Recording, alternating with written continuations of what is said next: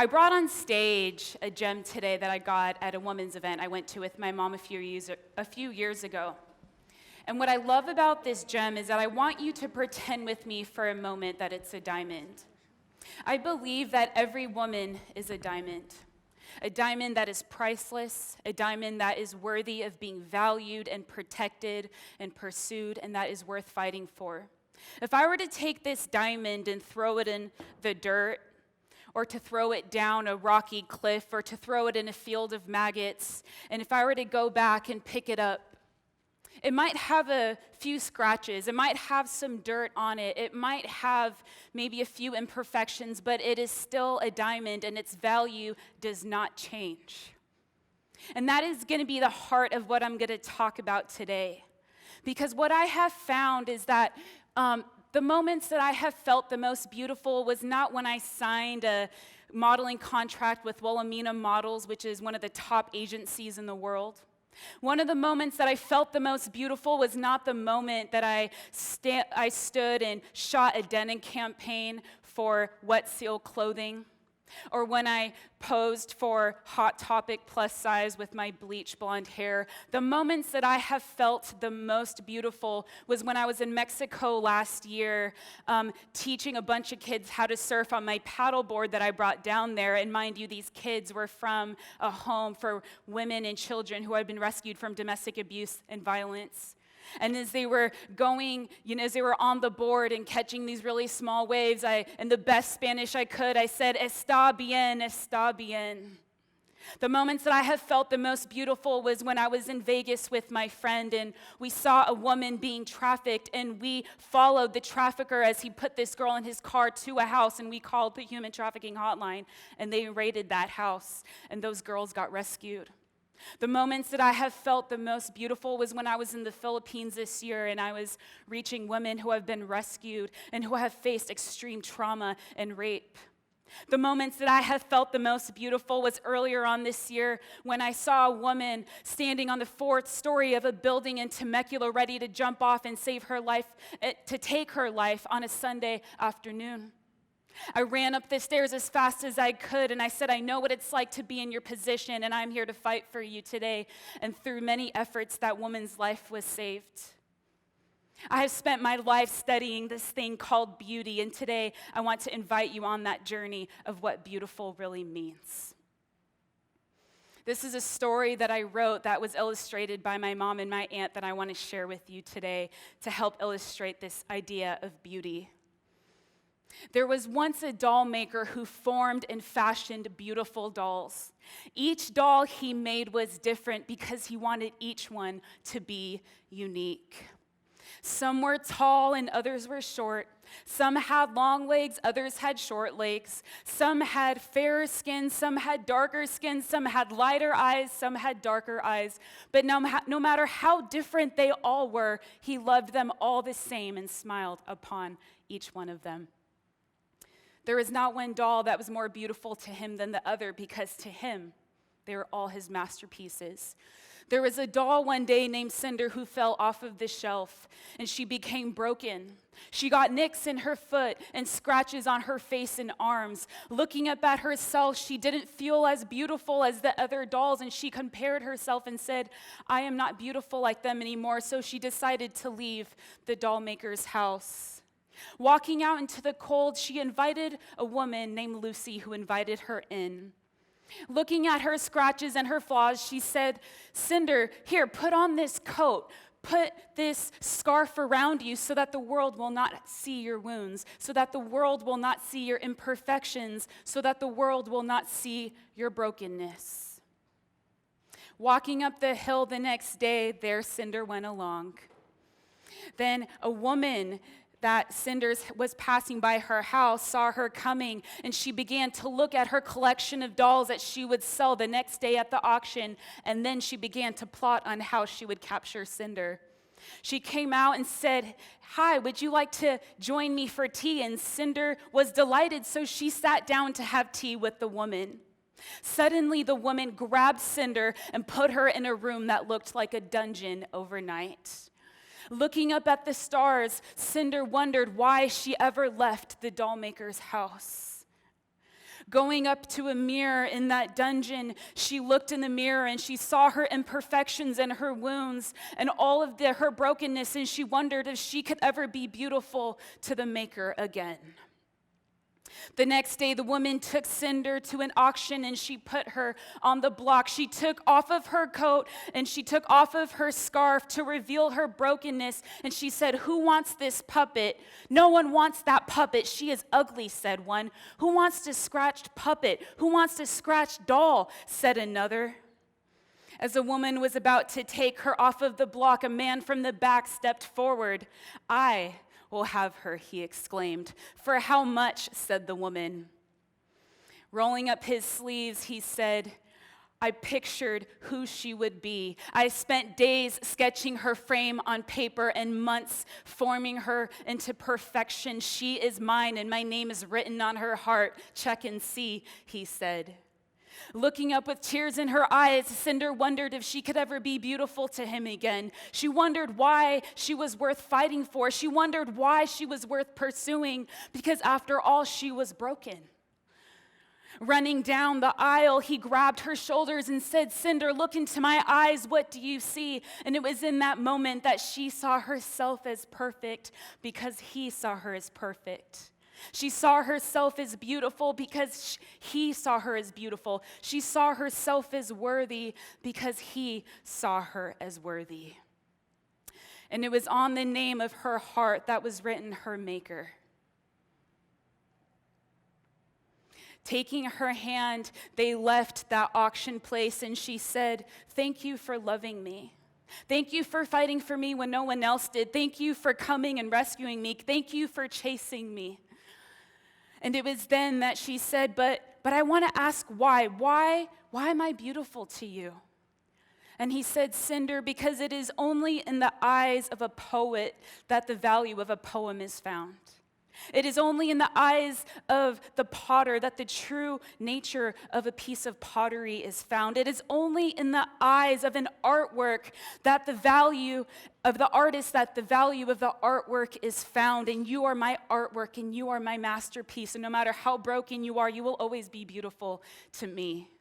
And it was in that moment that she took one last look in her Maker's mirror and she realized, yes, in my brokenness, in my flaws, in my shame, I am beautiful, and I will not spend any more time covering that up. You see, this story of Cinder is really the story of my life.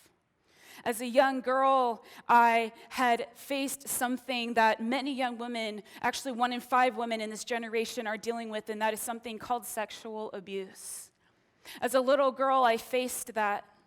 And I felt like Cinder, where I fell to the ground, and I saw myself as broken, and I saw myself as flawed, and so I began to cover up, thinking, if I get good grades in school, if I perform well in athletics, if I am skinny, if I have a certain image, if I could fit in with the in crowd at school, then it will somehow cover up this shame that I feel inside.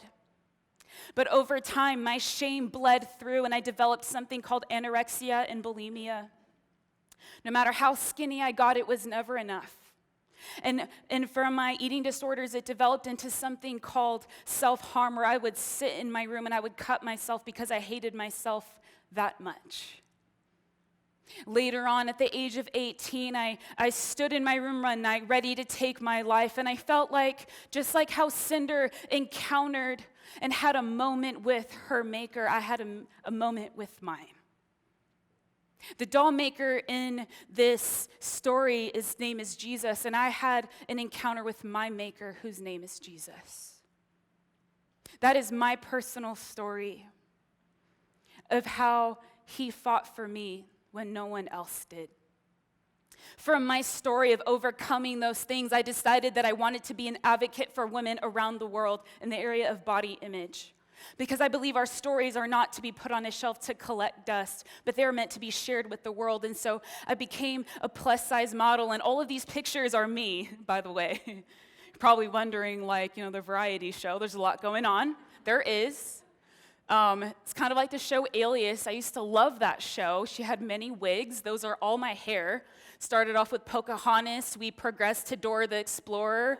And eventually we ended up as Storm from X-Men, and now we just look like our own version of the Marvel character. I don't know what it is, but I'll make up one.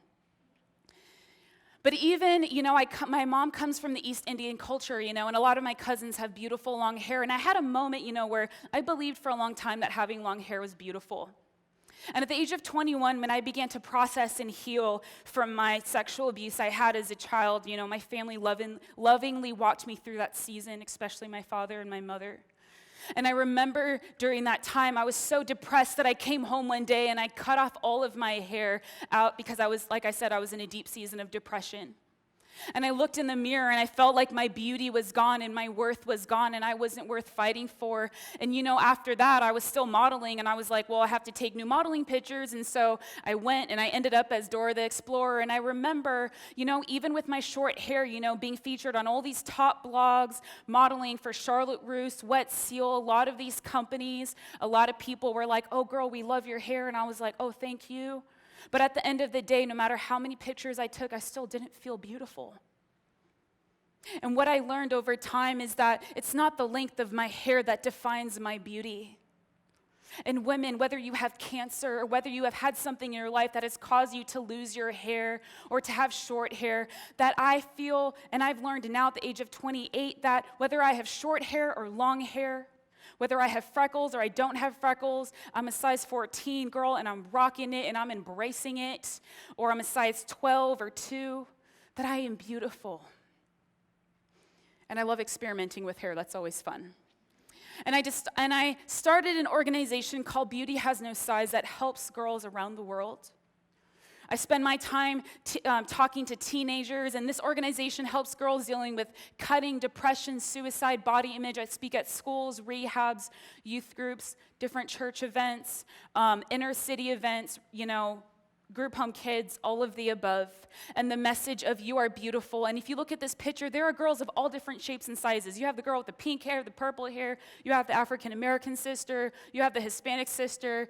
I have a couple of my friends that are white girls from Orange County. You got all of it, girl. It's all beautiful.